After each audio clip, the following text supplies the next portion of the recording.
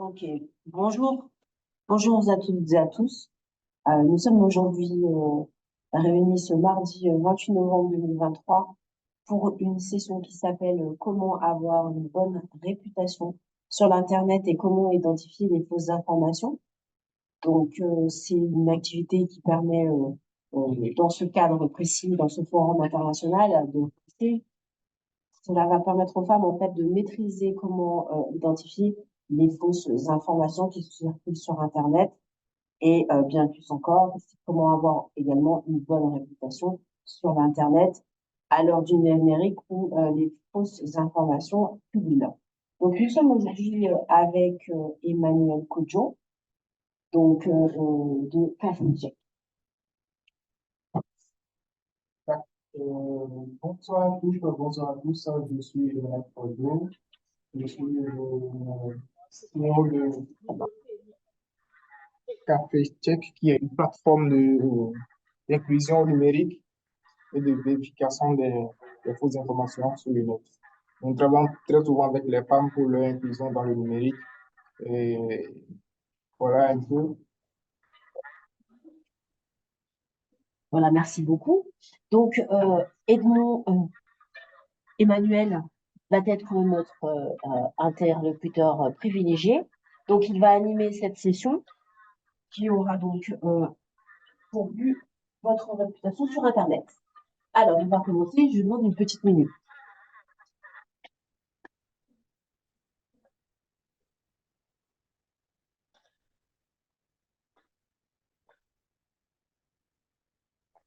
Alors, donc, cette présentation va se faire par PowerPoint, donc par diapositive. Donc, on va vous expliquer un petit peu de quoi il s'agit et Emmanuel va élaborer sur ce sujet. Voilà, merci beaucoup, Madame Isabelle, pour avoir accordé ce moment.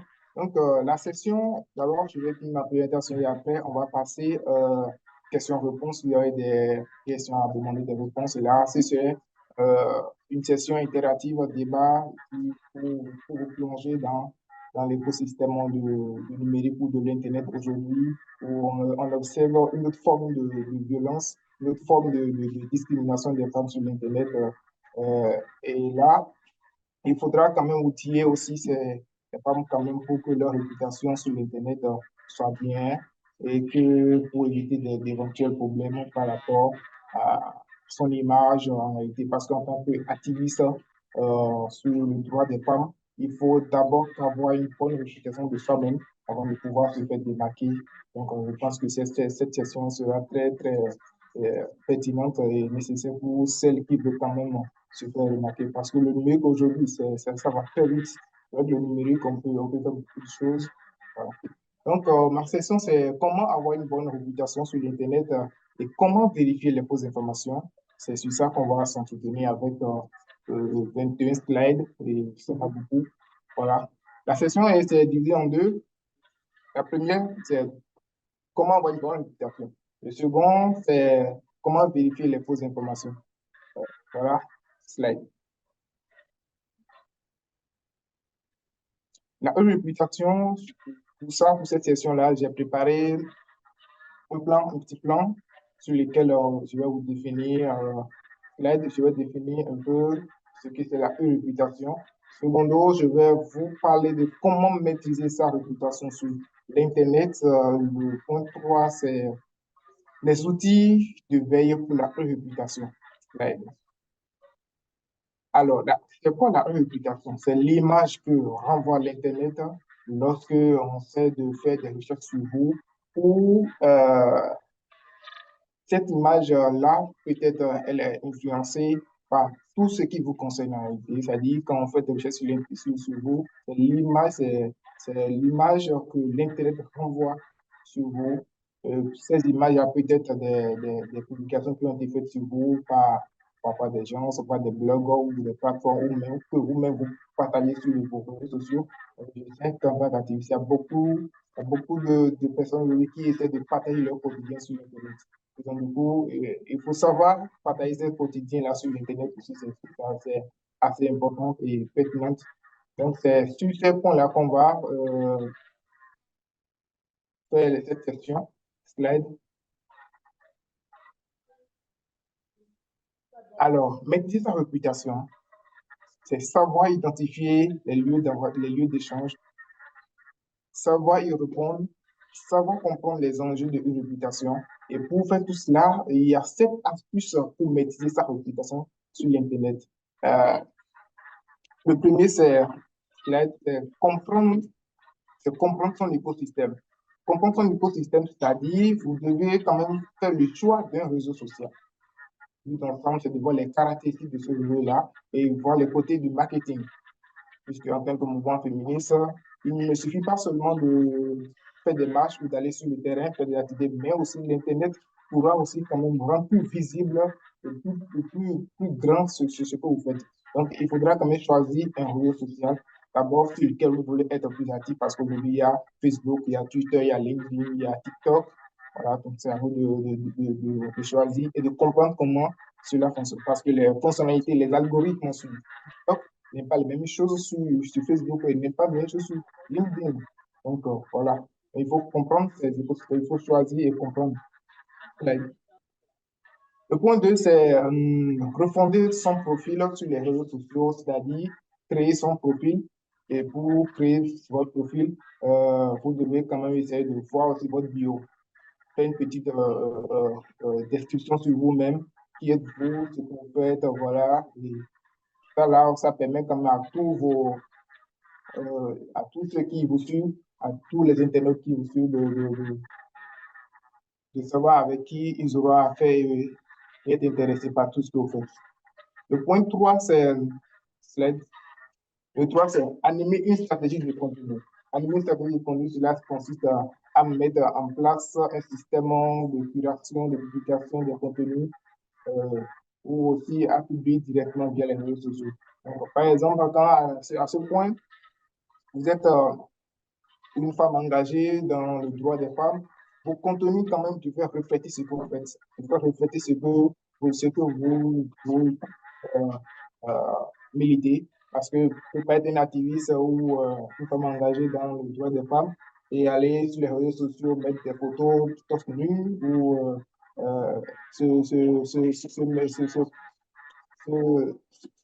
se montrer négativement sur les réseaux sociaux. C'est pas assez bien. Donc, du coup, il faut avoir une stratégie de contenu. Il faut que vos contenus soient des contenus assez pertinents qui peuvent être, de toute façon, ça peut éduquer la personne, ça peut attirer cette personne à chaque fois vous suivre et à, à vous pousser de loin. Le point 4, c'est faire une recherche avancée. Faire une recherche avancée, c'est-à-dire trouver du contenu sur les réseaux sociaux. Cela consiste à avoir des outils de recherche des mots-clés, parce qu'il y a des outils qui vous permettent d'avoir des mots-clés, il y a des outils qui vous permettent de faire ces recherches-là, qui sont des outils du numérique ou des métiers, des stratégies du numérique. Il y a aussi faire des recherches avancées.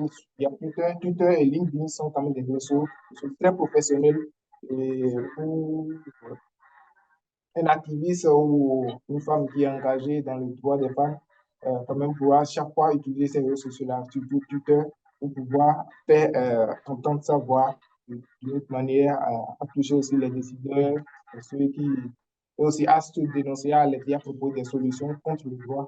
Voilà. Il y a le point 5 aussi, qui est surveiller sa réputation. Surveiller sa réputation, c'est une chose aussi, c'est écouter les conversations autour de soi via les médias sociaux. Par exemple, aujourd'hui, je décide de partager des contenus pour dénoncer les droits des femmes, que ces contenus-là soient des contenus très pertinents. Et quand vous partagez, c'est aussi nécessaire d'écouter ceux qui commentent tout ce que vous partagez. C'est aussi une manière de pouvoir respecter les 8 paramètres de veille efficace. Et même aussi, il y a des outils du numérique qui vous permettent de faire des veilles sur votre profil, de faire des veilles sur votre réputation. Parce que il peut y avoir des personnes mal intentionnées, des pirates ou des pirates ou des cybercriminels qui prennent votre photo et aller faire de n'importe quoi avec. Et si vous êtes votre profil référencé par ces outils-là, je pense à chaque fois, toute personne qui va sur votre profil, vous serez chaque fois alerté par mail. Et d'ailleurs, c'est ça qu'on constate un peu sur LinkedIn. LinkedIn, ça, quand quelqu'un vient sur votre profil, ça vous donne des notifications automatiquement que cette personne a visité votre profil. Et là, ça vous permet comme de faire des veilles, de savoir si quelqu'un va utiliser votre image, votre photo pour faire de n'importe quoi, pour vous alerter, pour faire de n'importe quoi contre vous. Et là, je peux le dire, au Bénin, il y a une fondation de jeunes Amazon du Bénin, je pense qu'elle est là, et Bénédicte Alora, qui a mis sa fondation, avait un problème en même temps parce qu'ils ont créé leur page. Et quelqu'un d'autre a créé la même page et a le même logo pour pouvoir arnaquer des gens, pour pouvoir demander de l'argent. Euh, et ça s'est produit, ça, c'est un grand problème. C'est pas parce que la page, en fait, l'organisation, c'est là pour défendre les droits des femmes, en réalité. Et donc, quand ils ont eu ce problème-là, rapidement, ils se sont fait alerter. Là, ils ont pris la main de contrôle pour pouvoir informer leur communauté que ce n'est pas eux. Et donc, il y a ces outils-là qui nous permettent de faire cette veille-là. Le point 6, on continue slide. Euh, Là, il y a une chose aussi, supprimer ou faire supprimer une page web, c'est nettoyer. Vous avez la possibilité. Aujourd'hui, vous avez fait erreur de partager l'une de vos photos que vous ne souhaitez pas que ça apparaisse sur Internet. Vous avez la possibilité de supprimer cette photo-là complètement. Ou vous voulez changer l'image de votre réputation sur Internet. Vous avez la possibilité de supprimer tout ce qui est contenu de vos pages de site Internet, de tout supprimer sur Internet et de ne pas laisser de traces. Par exemple, il y a vous pouvez utiliser l'outil Google Remove Tool qui vous permet de pouvoir supprimer tout ce que vous allez faire et reprendre votre page à nouveau. Il y a aussi, vous pouvez demander quand même aussi à ces réseaux sociaux, à ces sites web-là, de supprimer votre page automatiquement. Ils peuvent le faire aussi. Slide, voilà. Et le point 7, c'est communiquer en cas de crise. Et c'est ça, comme je l'ai déjà dit tout à l'heure, qu'il y a une fondation Bénin qui a eu ce problème-là. C'est ce cas-là que je m'avais parlé ici, c'est communiquer en cas de crise, c'est construire son image, identifier le type d'attaque. Il y a des attaques qui peuvent venir automatiquement pour supprimer votre page. Vous ne pouvez plus avoir accès à votre page, tous vos abonnés, vous avez déjà conçu pendant des mois, des années, ils vont partir tout seul coup. Il y a ce problème-là, il y a ces attaques-là qui viennent. Il y a d'autres attaques qui viennent à dire la personne peut essayer de reproduire intégralement votre page et de pouvoir naquer des gens. Il y a ça aussi. Donc, c'est à vous d'identifier c'est quel type d'attaque. Et au Bénin, je pense euh, il y a un centre qui s'occupe de ces attaques en ligne là, qu'on appelle l'OCDN, Office de sécurité criminelle, qui s'occupe de ça. Quand vous avez ce genre d'attaque, il faudra vous rapprocher de ces structures-là et vous faire l'aider, vous montrer les preuves. Et même, vous pouvez le faire en ligne. Au Bénin, on a été très évolué à ce niveau-là où il y a beaucoup de services en ligne pour faire votre annonce d'attaque ou de cybercriminalité, tout ça là, rapidement et le service va en prendre en charge. Et là aussi, comprendre la chronologie d'une crise. C'est-à-dire, la première, c'est-à-dire, il y a parfois, vous allez sur votre page, vous allez constater que certaines personnes vous ont identifié à des activités qui ne correspondent pas à ce que vous faites. Vous avez la possibilité de briser ces liens-là pour que votre réputation de votre page ne soit pas mal faite. Il y a aussi définir des actions, définir un plan d'action pour ça. Sortir d'une crise, c'est quand même c'est alerter les autorités les autorités compétentes. Et même au Bénin, il y a le ministère du numérique qui a mis en place code du numérique. Et ce code-là, en son article 55, stipule que quelqu'un a, qui a arnaqué quelqu'un, qui a arnaqué une personne lambda ou cette personne a produit des informations contre l'autre, eux tous sont punis par la même loi d'une amende de 5 millions et d'une prison de 5 ans.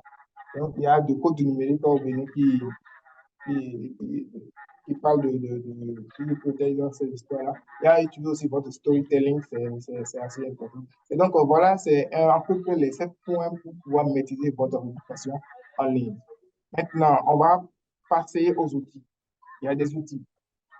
Il y a au moins 5 outils qui sont plus efficaces, qui sont très euh, fiables pour pouvoir maîtriser votre réputation sur Internet. Il y a l'outil de Google Alerts. Google Alerts, c'est un outil qui vous permet de vous alerter à chaque fois que quelqu'un essaie d'utiliser votre image, de vous identifier, de, de, tout compte fait de vous mentionner dans des contenus. Et pour cet outil-là, il faudra vous inscrire sur Google Alerts. C'est une plateforme où vous pouvez vous inscrire sur cette plateforme-là Et à chaque fois, vous avez des retours de tout ce qui se passe sur vos réseaux sociaux, que ce soit sur le site web, il y a votre mail automatiquement. Soit, souvent, ça ne vient pas des mails en spam.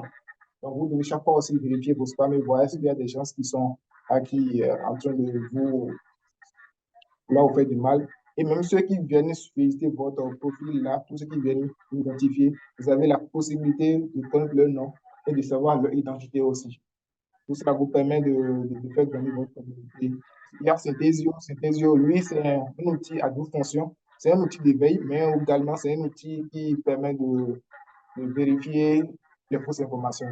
Il y a aussi l'outil Radali, c'est la même fonctionnalité que Google Alert, mais ici, la différence entre celle-ci, c'est que vous devez insérer une photo de vous pour que cet outil essaie d'identifier votre image. Il y a aussi l'outil mention qui est derrière sur Facebook pour limiter votre page. Ça demande que les gens donnent des mentions de votre page, de votre avis, tout ce comme ça. Voilà. Il y a un dernier outil qui est Talwalker. Alert, franchement, c'est un des outils plus efficaces quand même. Et cet outil-là, c'est également une plateforme exactement comme Google, mais celui-ci, c'est que vous devez insérer tout ce qui est donné de vous, tout ce qui est donné à caractère personnel de vous dans cette plateforme-là. Et à chaque fois qu'il y a des vérifications où quelqu'un essaie de vous prendre, ou bien quelqu'un essaie de vous identifier à des fins négatives, cette plateforme-là pourra vous alerter automatiquement au fur et à mesure à travers toujours votre boîte mail. Donc, voici en quelque sorte quelques outils de veille que vous pouvez utiliser. Like. Voilà, et comme conseil que je peux donner, c'est en premier lieu contrôler ce que vous publiez. Parce que contrôler ce que vous publiez, c'est très important parce qu'il ne suffit pas seulement de se dire, voilà, je suis une femme, je défends le droit des femmes, je veux plus de harcèlement en ligne, et que vous aussi, ce que vous publiez sur les réseaux sociaux ne reflète pas ce que vous défendez. Donc, par là, les gens peuvent prendre l'opportunité de vous faire du mal. Et aussi, paramétrer vos comptes. Paramétrer vos comptes pour éviter certains harcèlements ou bien éviter des personnes indésirables. C'est-à-dire, vous avez la possibilité de cacher tous vos données à caractère personnel. Vous avez la possibilité de dire à Google que vos données ne soient pas vendues. La preuve, si vous prenez votre nom, vous tapez dans la barre de recherche Google, c'est à vous de voir comment votre profil, votre image, votre identité s'affiche chez Google. Vous avez cette possibilité de refuser certains trucs. C'est comme si Facebook, je peux cacher mon numéro de téléphone, je peux cacher mon identité, je peux mettre ça sur moi uniquement. Je peux mettre mon numéro de téléphone sur Facebook et mettre ça sur moi uniquement. C'est moi seul qui a accès à ça. Exactement comme si votre âge de naissance aussi, comme ça aussi, on a l'habitude de demander cette information, vous pouvez mettre ça sur moi uniquement. Il y a aussi vérifier votre réputation, c'est taper régulièrement, voilà, comme taper régulièrement dans le moteur de recherche pour voir quelle information l'Internet vous renvoie chaque fois quand vous tapez vos noms. Il y a des personnes qui ne vous connaissent pas, mais qui vous ont vu quelque part une fois, peut-être, on peut voir, mais c'est qui cette femme-là? Allez, je peux aller sur page Google. Google, c'est un moteur qui peut nous regrouper toutes les informations. Donc, une fois que la personne tape le nom dans Google, il a votre compte Facebook, tout ce qui est sur tout ce qui vient sur votre site web, tout ce que vous avez, Google peut envoyer tout ça là. Et donc, voilà un peu les quelques conseils. Les conseils, je vous rappelle, c'est contrôler ce que vous publiez. Secondo, paramétrer vos comptes.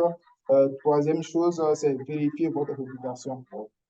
Voilà une partie de la session. On va maintenant tomber sur la seconde partie qui est comment vérifier les informations que vous partagez. Parce qu'en tant que femme, on défend les droits des femmes, on parle de l'engagement, l'autonomisation des femmes. Nous avons besoin de l'information pour construire ce mouvement féministe-là. Nous avons besoin des informations, que ces informations soient des informations fiables. Parce que vous aurez à aller vers des communautés, à leur parler, à leur discuter. Il faudrait que vous leur donniez la bonne information. Parce que les communautés qui sont dans les zones reculées, eux ne connaissent pas grand-chose.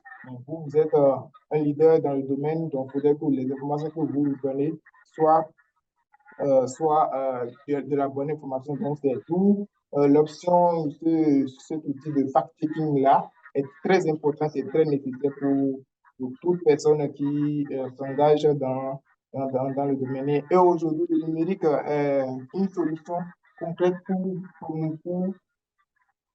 pour nous permettre de vite atteindre les objectifs. Voilà. Donc, le fact-checking, en réalité, on va définir un peu ce que c'est le fact-checking. Slide. Le fact-checking, c'est l'ensemble des techniques qui consistent à vérifier un fait énoncé, à vérifier un discours, à vérifier une information créée sur l'Internet ou une information diffusée massivement sur l'Internet ou énoncée lors d'un discours.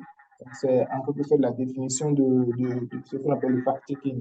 Et ce métier-là, c'est un métier, avant, je peux dire que c'est un métier, c'est plus important pour ceux qui ont fait la communication, c'est plus important pour ceux qui ont fait le journalisme, parce qu'aujourd'hui, le numérique est en train d'avancer, surtout avec l'avènement de l'intelligence artificielle, où on peut créer de l'information sans être un acteur de l'écosystème du journalisme. Et c'est aussi important pour les hommes des médias, ceux qui sont dans les médias, de pouvoir chaque fois vérifier l'information parce qu'aujourd'hui, nous avons la possibilité de produire l'information à tout moment. Nous avons la possibilité d'aller sur le net, d'aller sur Facebook, de créer une page facilement, de créer un site web et de dire que voilà, je suis un créateur de contenu et sans avoir quand même savoir est-ce que l'information que je partage, les données que je donne chaque fois sur Facebook, est-ce que ces données-là sont fiables.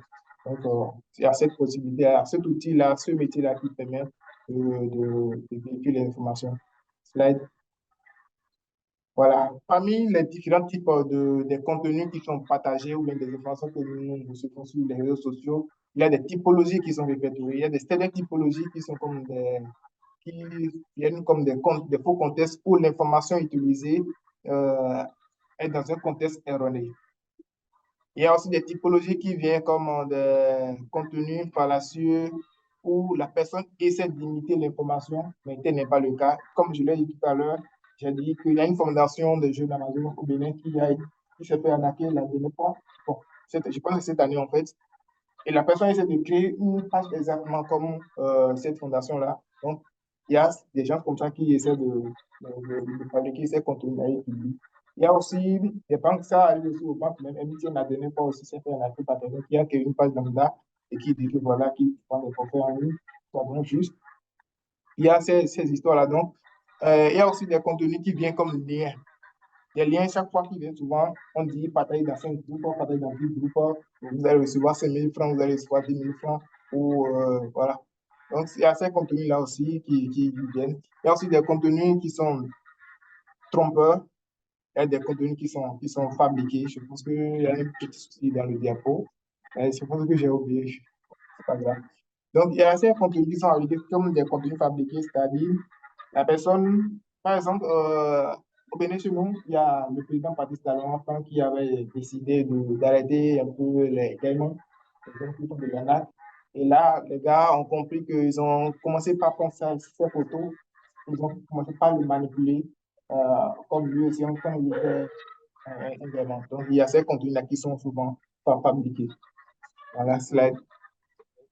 Donc, parmi ces contenus qui sont publiés, il faut savoir comment éviter les fausses informations. Il y a deux cas. Le premier cas, c'est que vous recevez des contenus, et très souvent, les contenus sont sous trois formes, qu'ils soient des articles, des vidéos ou des audios qu'on envoie souvent dans les groupes que vous recevez sur les sites web. Ces contenus-là viennent d'un média qui est connu, un média qui est connu au Bénin, puisqu'on est à Lomé, peut dire New TV, un média qui est connu, voilà. Et que ce média publie des informations dont la source elle est fiable, la source est connue. Vous avez la possibilité de publier et publier avec source. Si j'ai mis publié avec source, c'est parce que je me suis tenu compte des contextes du Bénin. Parce que le code du numérique, toujours dans son article 55, là, dit que celui qui a produit l'information et celui qui l'a partagée sont sous même sanction de punition.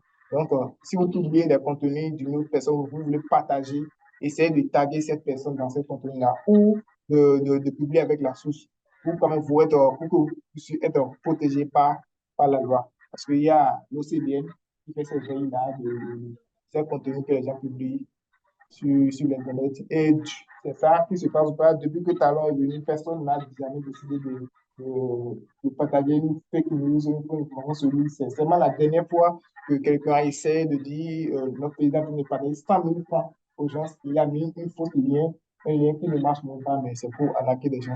Donc, il y a ce premier cas-là d'abord. Donc, quand le contenu vient, vous voyez que c'est des contenus dont la source elle est fiable, la source elle est connue, vous pouvez publier avec la source. Slide.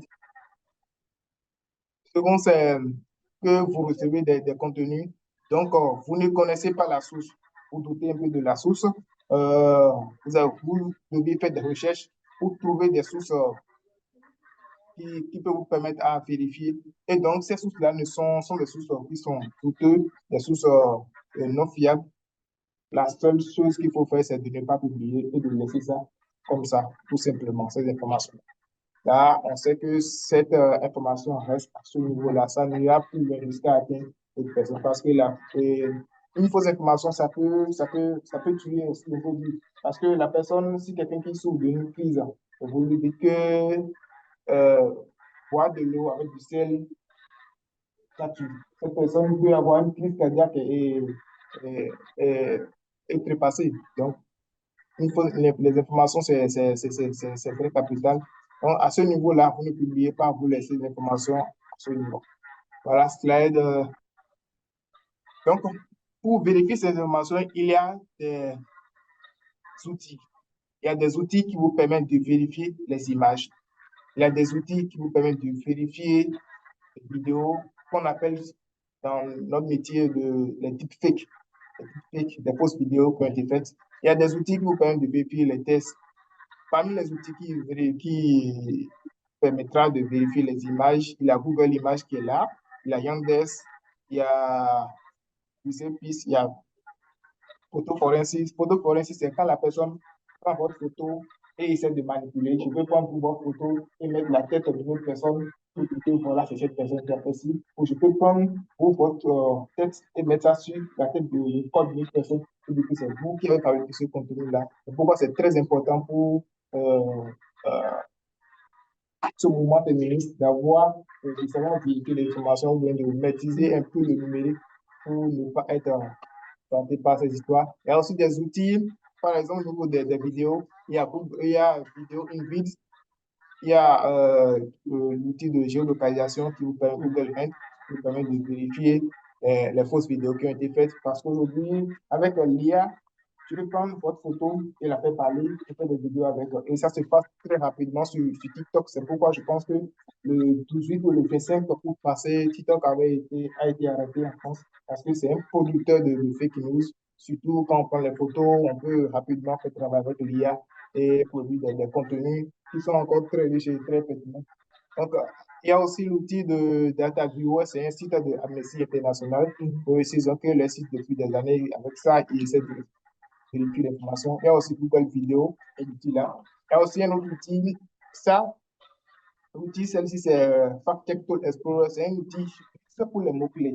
Par exemple, vous allez dans ce outil-là, vous avez la possibilité de mettre des mots-clés, des sujets sur lesquels vous ne comprenez pas, et ça va vous permettre de donner la bonne information en même temps. Et ça vous dit si l'information elle est bonne, ça veut dire que c'est bon. Si c'est faux, ça vous dit que c'est faux. Donc, slide. Et donc, voilà un peu tout ce que je peux dire par rapport à cette session. Comment avoir une bonne réputation sur l'Internet et comment vérifier les informations. Je suis ouvert, je laisse à madame Isabelle pour la suite. Donc, voici un peu ce que je peux dire. Je suis ouvert à toutes les questions et là, on va se dire autrement pour les questions des gens. Alors, tout à l'heure, vous avez parlé des outils, comme par exemple Synthesio, Radar, Evolution, Top Oui. Et alors, est-ce que c'est gratuit? Oui, tous les outils que j'ai mis dans ce slide, dans cette communication-là, c'est écrit gratuit. Mais Synthesio, lui, à un niveau, n'est pas gratuit. Synthesio, à un niveau, n'est pas gratuit. Je disais que c'est un outil à deux fonctions. C'est un outil qu'on retrouve pour les veilles des images des gens, mais aussi qu'on retrouve dans le fact-checking pour pouvoir vérifier l'information. Donc, tout ça, c'est là, il y a seulement ce vidéo qui n'est pas gratuit. Le truc gratuit, il suffit seulement de vous inscrire sur ces outils-là avec vos données, vos liens, vos profils, et les outils vont commencer par faire la veille. Voilà. Donc, si par exemple, une photo de nous est publiée avec un texte qui est abusif. Qu'est-ce qu'on peut faire? Et c'est publié, par exemple, sur Instagram. Qu'est-ce qu'on peut faire Là, concrètement? ce qu'il faut faire, c'est rapidement, c'est de prendre l'image et de l'insérer, comme je l'ai dit, dans Google Images. Mhm. Avec Google Images, vous avez la possibilité de pouvoir avoir toutes les informations qui concernent cette image-là. Et si votre photo a été publiée avec des tests, très souvent, les fausses informations sont une question d'incohérence. Il y a plus d'incohérence. Si, parce que pour créer des contenus, je ne veux pas vouloir créer un contenu pour dénoncer l'harcèlement sexuel des femmes et aller mettre une photo d'une plante. Ça n'a pas de lien.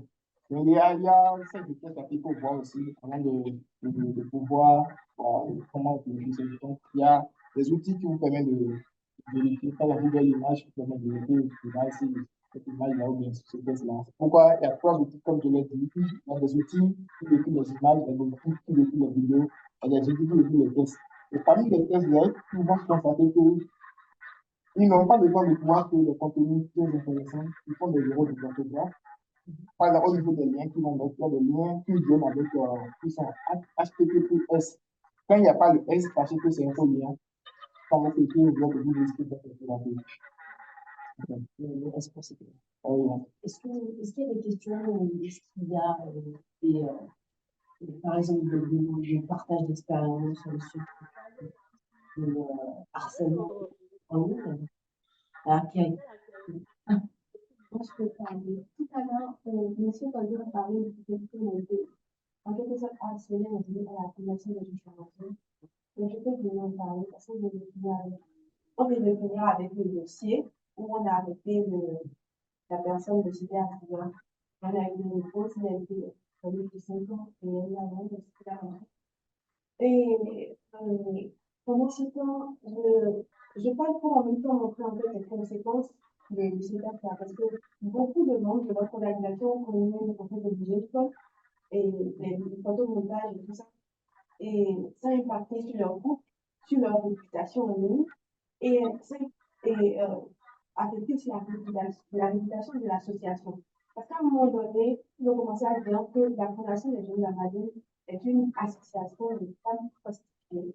Quand on était dans la prostitution, que maintenant il y a quelqu'un qui est venu en quelque sorte dénoncer, montrer, parce qu'il y avait la présidence aussi, la présidence aussi qui a vécu tout ça. Et pour eux, près de 8 mois, presque, ils n'avaient même pas la joie. Il fallait tout le temps sortir, signaler des comptes, des refus, tout ça, des violations. Et ce qui est bizarre, c'est que ces comptes-là, c'est la même chose que nous. C'est-à-dire, on vient nous dans notre truc qui copie, qui dit, qui nous bloque, qui fait que nous, on va passer des personnes qui voient, et ils arnaquent derrière en disant, faut faire telle chose pour vous et tout ça. Donc, je pense qu'il est très, très important de travailler sa réputation en ligne. Parce que quand vous avez une bonne réputation, quelle que soit ce qu'un cyberaccueillant quelqu'un fait, on se dit que c'est possible que dans l'association de formation, personne dans le métier. Donc, je partage mes expériences pour éviter et apporter aussi des améliorations. Merci. vous avez des questions? Ah, des questions. Oui, aussi. C'est ce que nous, on a été harcelés. Moi, personnellement, j'ai été harcelée. Et en 2016, en 2016, je ne sais pas. Qu'est-ce qu'on peut faire, par exemple, pour supprimer des informations? C'est-à-dire, j'ai combien d'harcèlement il y a trop de temps, et j'ai envie de supprimer ce que j'ai envie de demander à je ne sais pas, pour supprimer ce poste-là afin de cette information ne remonte pas quelques années plus tard que ça. Est-ce qu'il y a possibilité de le faire?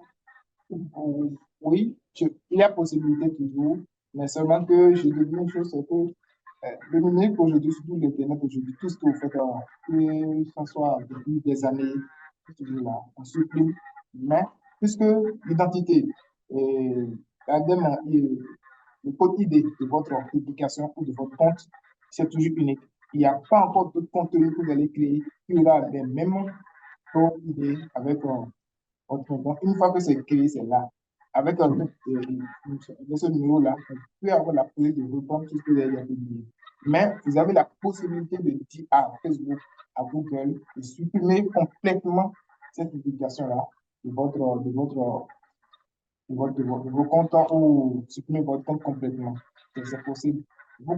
C'est pourquoi il est très important quand même d'insérer vos profils dans les outils de veille. Parce que quand les outils de veille sont là, quand la personne publie, il publie à midi 00, déjà à midi 00, vous avez la lettre depuis votre Gmail. Et là, depuis votre Gmail, vous avez la possibilité d'arrêter cette personne-là. Et d'ailleurs, ça vient avec des identités que vous pouvez même renvoyer. Vous pouvez avoir des messages à Facebook. Cette personne est en train de faire quelque chose sur votre profil et Facebook va prendre ça en charge ou vous pouvez la possibilité de bloquer cette personne-là. Donc, c'est très possible de supprimer. Mais nous sommes dans le numérique, il n'y a pas une façon de vous supprimer complètement. Mais si les gens sont à fond à faire des choses sur vous, ils peuvent remonter dans le passé et reprendre ces données-là. Donc, les données sur c'est pourquoi sur Internet aujourd'hui, c'est. Moi, je ne m'achète pas sur Internet. Ceux qui partagent de n'importe quoi, je le regarde simplement. C'est très sensible de partager de n'importe quoi. Et puis, le numérique, d'ici 30 ans, 2 ans, ça ne disparaît jamais. Pourquoi c'est le seul monde qui a su un monde juste et durable. Le numérique, ça nous promet la vie meilleure. Mais c'est à nous de savoir comment l'utiliser. Et l'utiliser dans le bon sens, c'est très, très, très important.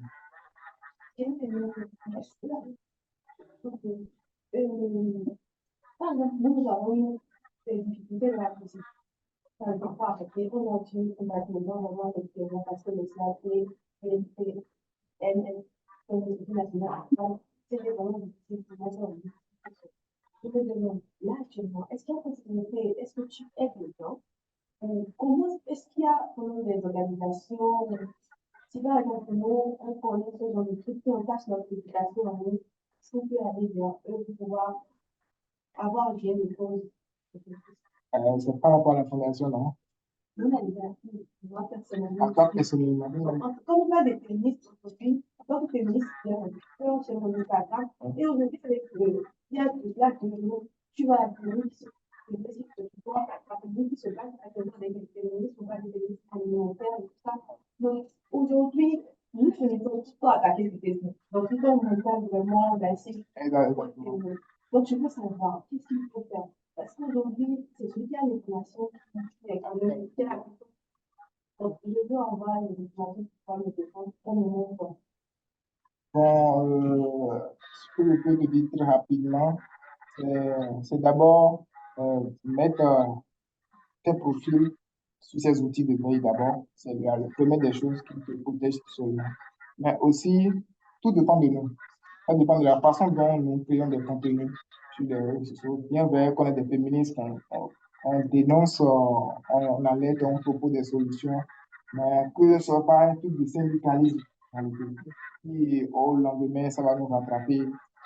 Donc, si tu veux faire c'est de conseil d'abord d'insérer tes comptes sur cette outil de veille pour ne pas être embêté après par cette histoire. Secondo aussi, c'est être, avoir des compétences dans la cybersécurité, dans les notions de données à caractère personnel. Parce que c'est pas toutes ces informations que tu dois mettre sur Facebook. Parce que là, quelqu'un qui se dit qui a déjà des données sur Facebook, c'est pas bien que tu laisses ton contact ouvert à tout le monde. Tu as la possibilité de bloquer ton numéro ou même avec WhatsApp, si la personne n'a pas reçu ton contact, tu vas t'écrire d'abord. Donc, il y a cette fonctionnalité-là. Donc, j'ai parlé dans le contenu, donc, paramétrer vos comptes. Les réseaux sociaux sont conscients de ce que ça pourrait devenir. C'est pourquoi j'ai mis ces notions-là dedans. Et je pense que chaque vidéo, réseaux sociaux, tout que vous faites des mises à jour, toujours dans la protection des données à caractère personnel. C'est ça. Il y a une question de partager Quand on est activiste et quand on prend sur le domaine des ministres et sur les réseaux sociaux, on a la possibilité d'avoir un compte personnel pour soit une page. Niveau sécurité, comment est-ce que les personnes sont protégées quand elles utilisent soit un compte ou soit une page? Et d'ailleurs, quelle est la meilleure option pour quand on déteste dans des domaines qui sont sujets à des attaques? La meilleure option, c'est pourquoi, quand vous payez, il faudra mieux avoir un compte et une page que d'avoir un compte. les pages sont souvent très professionnelles et ça demande plus de sécurité par rapport